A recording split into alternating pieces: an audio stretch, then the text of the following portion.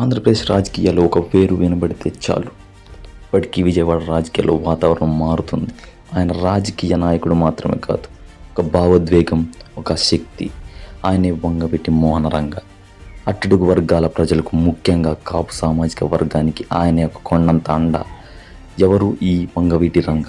Vijayawada gang wars వెనుక ఉన్న అసలు కథ ఏంటి? ఆయన ప్రస్థానం ఎలా మొదలైంది? ఈ వీడియోలో తెలుసుకుందాం.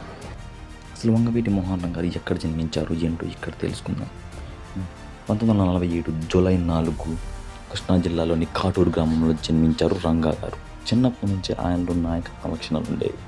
అన్న వంగవీటి రాధాకృష్ణ మరణం తర్వాత ఆయన బాధ్యతలను భుజాన వేసుకొని రాజకీయాలలో అడుగుపెట్టారు.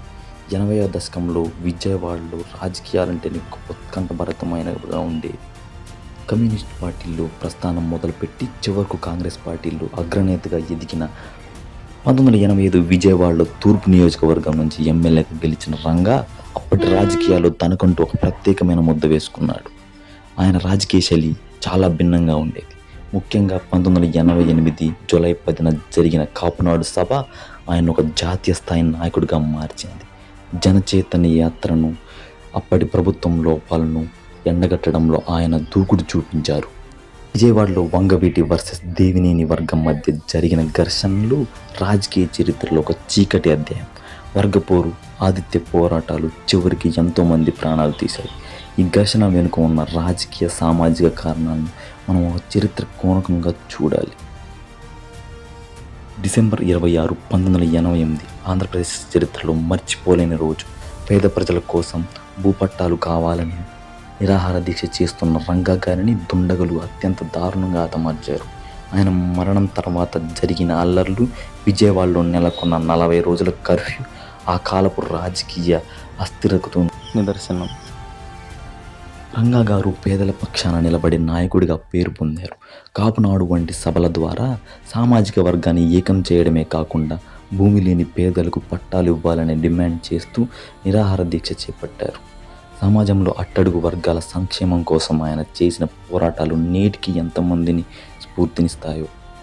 1988 డిసెంబర్ 26న ఆయన తన నిరాహార దీక్ష చేస్తున్న సమయంలో దారుణంగా హత్యకు గురయ్యారు.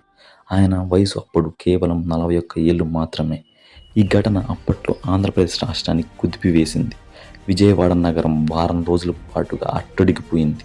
ఆయన మరణం రాష్ట్ర రాజకీయాలకి ఒక శకానికి ముగింపుగా మరియు కొత్త మలుపుగా చరిత్రకారులు భావిస్తారు. ప్రస్తుతం ఆయన మరణించి దాదాపు 37 ఏళ్ళు గడుస్తున్న విజయవాడలో ఆయన వర్ధంతి, జయంతి వేడుకలు ఇప్పటికీ ఘనంగా జరుగుతాయి. ఆయన చిత్రపటానికి విగ్రహాలు ఇప్పటికీ చాలామంది అభిమానులు కార్లపై, ఇళ్లల్లో కనిపిస్తూనే ఉంటాయి. ఇది ఆయన ప్రజల్లో సంపాదించుకున్న ప్రేమకు నిదర్శనం. రాజకీయాల్లో ఎత్తుపల్లాలు సహజం, కానీ ఒక నాయకుడు చనిపోయి 3 దశాబ్దాల తర్వాత కూడా ప్రజల గుండెలో ఇంకా బతికి ఉండడం అనేది రంగా గారికి సాధ్యమైంది. రంగా గారంటే ఒక కాపు నాయకుడు కాదు, పేద ప్రజల కోసం కష్టపడిన నాయకుడు. అప్పట్లో ఆయన హత్యకు పలు రకాలమైన కారణాలు ఉన్నాయి. అప్పట్లో తనను ఎదగనివ్వకుండా రాజకీయ పార్టీలు తొక్కేశాయని, అదేవిధంగా అతను ఎదురుస్తే వాళ్ళకి ప్రాబ్లం అని, వాళ్ళే చంపేశారు అని అపోహలు చాలా ఉన్నాయి. అదే రంగా గారు ఇప్పటిదాకా బతికి ఉంటే రాజకీయాల్లో చాలా మార్పులు వచ్చేవి. అతని చావు వెనకాల ఉన్న రహస్యాలు చాలా ఉన్నా అవి ఇప్పటికీ తెలియని మిస్టరీగా మారిపోయాయి. ఏదేమైనప్పటికీ మంచి నాయకుడిని కోల్పోయాం. ఈ వీడియోపై మీ కామెంట్లు తెలియజేయండి. అదేవిధంగా లైక్ చేసి, షేర్ చేసి, సబ్స్క్రైబ్ చేయండి.